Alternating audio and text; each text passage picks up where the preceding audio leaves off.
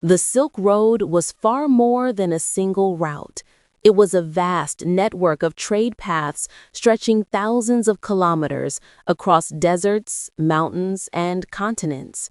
For centuries, it shaped civilizations, connected distant peoples, and changed the course of world history. To understand how it transformed the world, we have to go back to its beginnings, long before it became a name written in textbooks. The Silk Road began with a simple desire, the desire for something rare, beautiful, and valuable. Around 200 BC, during the Han Dynasty in China, silk was unlike anything seen in the West. Its shine, softness, and durability made it an object of fascination and luxury. For the Romans, silk was almost mystical. They did not know how it was made, and the Chinese protected the secret fiercely. No silkworms, no eggs, and no weaving techniques were allowed to leave China under penalty of death.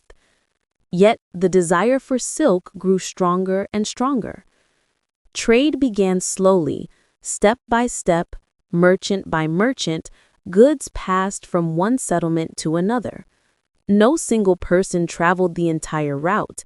Instead, a chain of exchanges connected east and west. A trader might carry silk from China to a Central Asian oasis city. From there, another trader might take it further west. Over time, these scattered routes merged into a gigantic web of pathways that reached from China to India, Persia, Arabia, and finally to Europe. This was the birth of what we now call the Silk Road. The Silk Road connected powerful empires. In the east, the Han Dynasty protected crucial sections of the route. In Central Asia, the Kushan Empire linked India to major northern trade centers. In Persia, the Parthian and later the Sassanid empires controlled the middle stretches. And in the West, the Roman Empire became one of the largest consumers of Chinese silk. Each empire played a role in supporting, taxing, or protecting trade. When an empire collapsed or faced internal conflict, parts of the Silk Road would weaken. When a new empire rose, trade routes flourished again. The Silk Road reflected the rise and fall of power across Eurasia. Although the road is named after silk, many other valuable goods traveled along it. From China came silk, porcelain, lacquerware, jade, paper, and tea. From India came spices, perfumes, cotton fabrics, ivory, and precious stones. From Central Asia came horses, wool, carpets, and metal tools. From Persia and the Middle East came glassware, ceramics, bright dyes, incense, and fine textiles. And from Europe came wine, amber, silver, gold, and crafted jewelry. But the Silk Road was never just about objects. More important than goods were the ideas and beliefs that traveled along the road. Buddhism journeyed from India into China, Korea, and Japan. Islamic scholars and merchants spread their faith through Central Asia. Christianity traveled eastward, forming communities far from its place of origin. Even less well-known religions like Zoroastrianism and Manichaeism spread through the same channels. Traders were not the only travelers. Pilgrims, monks, scholars, and explorers moved along the Silk Road, carrying stories, teachings, and knowledge with them. Technologies traveled as well. One of the greatest innovations to spread along the Silk Road was paper. Invented in China, it reached the Islamic world where scholars refined it and built some of the world's first paper mills.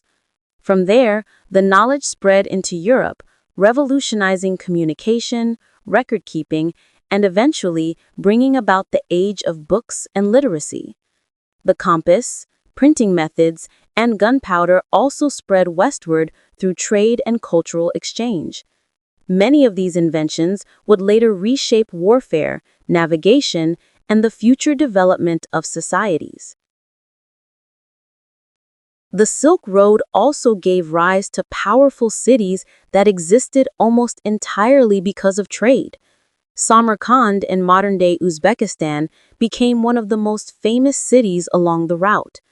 It was a crossroads where East and West met, creating a blend of Chinese, Persian, Turkic, and Indian cultures.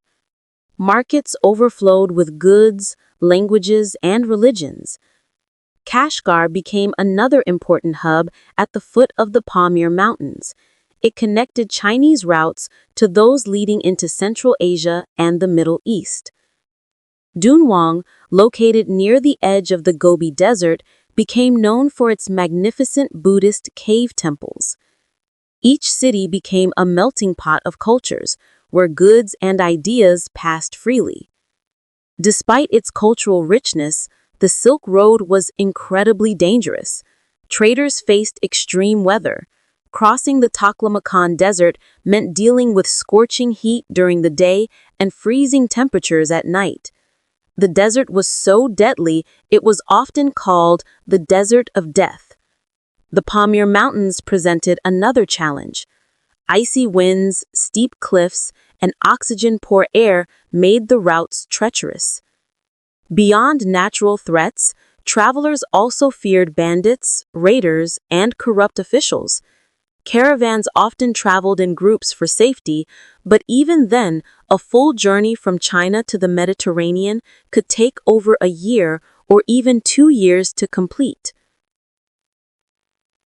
The Silk Road's influence was not always positive. One of the most devastating effects came in the 14th century with the spread of the Black Death.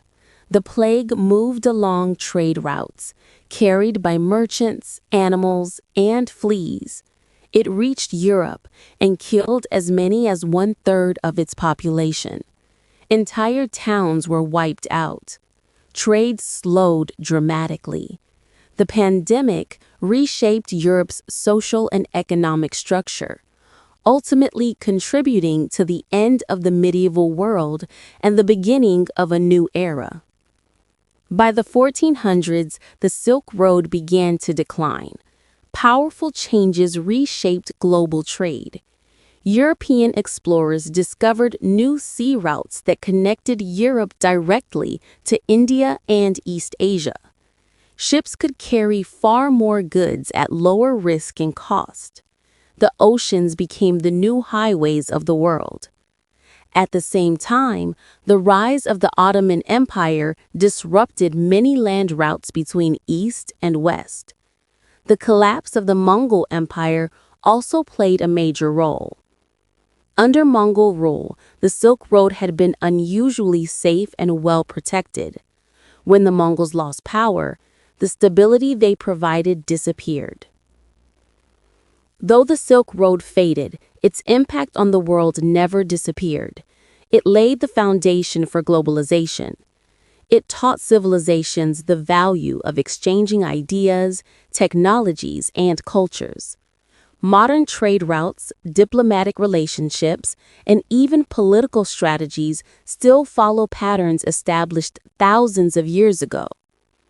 And today, nations like China continue to reference the Silk Road in modern projects such as the Belt and Road Initiative, which aims to connect Asia, Europe, and Africa through infrastructure and trade agreements. The Silk Road shaped the world by creating connections. It brought people together who might never have met otherwise. It allowed religions to flourish in new lands. It carried inventions that changed human history, and it wove together the fates of empires, cities, and cultures. Even though the caravans have disappeared and the ancient roads have faded into sand and stone, the legacy of the Silk Road remains alive in the ideas and exchanges that continue to shape our world today.